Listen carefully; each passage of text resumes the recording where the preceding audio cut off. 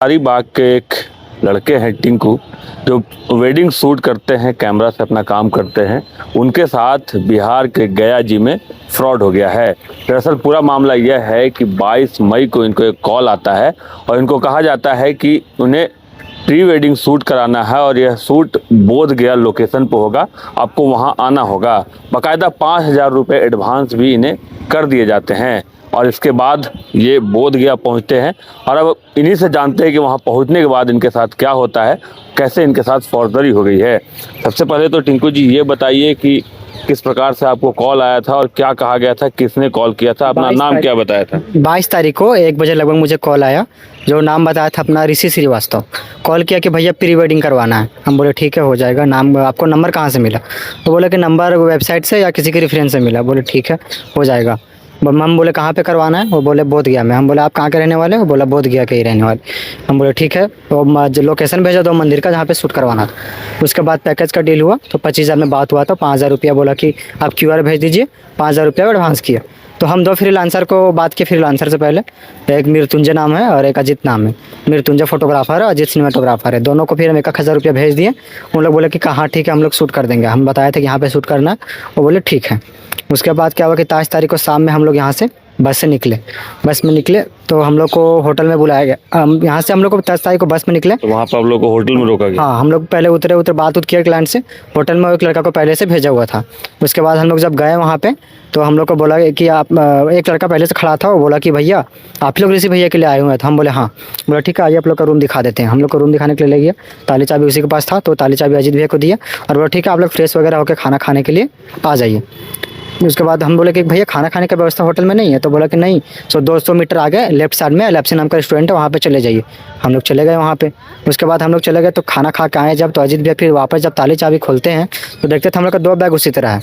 पर कैप जब बैग से जो लेंस का जो कैप रहता है कवर करने वाला तौलिया छोटा सा वो निकला हुआ था, जिसकी वजह से जब दोनों बैग चेक करके देखे तो दोनों में cam camera gimbal battery charger सब गायब था।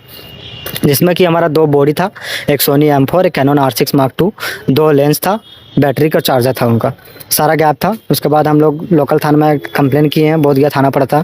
पर आज 7 दिन हो चुका, अभी तक कोई जस्टिस हम लोग को नहीं मिला है। कितने का सामान होगा? जो लगभग 10 लाख का सामान है। 10 लाख का सामान आप लोगों को गायब है। अच्छा, जिन लोगों ने आपसे कांटेक्ट किया था, जिन लोगों ने आपके लिए होटल वहां बुक किया था, उनकी डिटेल निकालने की कोशिश की आपने? नहीं, वो अपना फ़ोन स्विच ऑफ कर दिए। और पुलिस को जब हम लोग पुलिस जब बोले कि SDR वगैरह निकालने के IMEI नंबर निकालने के लिए दिए हुए हैं, उनका रिपोर्ट आज तक ना हम लोग को दिखा रही है ना थाना का जो CCTV फुटेज है वो चेक की है अभी तक।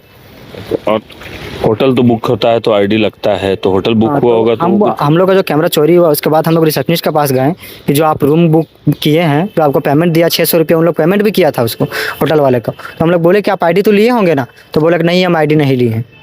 यानी होटल बिना ID का उन लोगों को रूम दे दिया? होटल बिना ID को दे दिया, जबकि वो लोग हम लोग से 1.5 घंटा पहले होटल आया हुआ था। होटल को पूरे अच्छे तरीके से चारों साइड घूम के देख लिया था।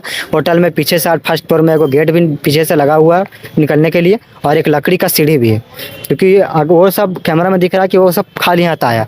तो खाली हाथ आया तो जिसकी वजह से वो सारा गेम ऊपर से किया गया, क्योंकि वो जब हम लोग का सारा सामान जब लाए थे तो हम लोग का सारा सामान रहना चाहिए, क्योंकि हम लोग का बैग भी है तो कैमरा का सामान भी तो रहना चाहिए। इंसाफ की मांग कर रहे हैं हम लोग इंसाफ चाह रहे हैं। हम लोग चाहते हैं कि वीडियो ज़्यादा से ज़्यादा शेयर किया जाए और हम लोग को जस्टिस मिल सके। बोध गया थाने में अपना आवेदन दिया है। आज हमारे साथ हुआ है, कल किसी और के साथ ना हो, इसकी वजह से हम लोग को इंसाफ मिलना चाहिए। हम लोग बस चाहते हैं कि हम लोग का कैमरा बरामद हो जाए और हम लोग को कैमरा मिल जाए हम लोग को वापस। बोध गया थाने में अपना आवेदन दिया है। गया जी जिले में आता है। गया जी पुलिस SP से सम्राट चौधरी से क्या चाहेंगे? हम गया जी पुलिस से माननीय सम्राट चौधरी से ही चाहते हैं कि हम लोग पर ध्यान दिया जाए और इस केस को इंसाफ दिया जाए हम लोग को, ताकि ये घटना दोबारा किसी के साथ ना हो सके और ये जो गलत काम होते आ रहा है वो अगला बार किसी और के साथ कोई करने की सोचे भी ना। फिर से आप गया जा रहे हैं? हाँ, कल फिर से मैं गया जा रहा हूँ। मेरे 2 जो फ्रीलांसर गए हुए थे वो अभी तक वहीं पे हैं। जो हम लोग का SI सर है जो हम लोग का केस का इन्वेस्टिगेशन कर रहे हैं, आज जब लड़का लोग उनके पास गया कि सर SDR वगैरह निकला, तो वो बोल दिए कि तुम लोग अभी तक घर नहीं गए हो, तुम लोग घर चल जाओ। घर भेज रहे हैं। तो देखिए ये पूरा मामला है। अन्य लोगों के लिए भी यह सबक है कि जब भी आप ऐसे कोई बुकिंग का कॉल आए तो पूरी तरह जांच पड़ताल कर ले। हालांकि गरीब परिवार से ये बच्चे हैं, किसी तरह पैसे जुटाकर अपने लिए रोजी रोटी कमा रहे थे। अब इनके साथ एक बड़ा फ्रॉड हो गया है।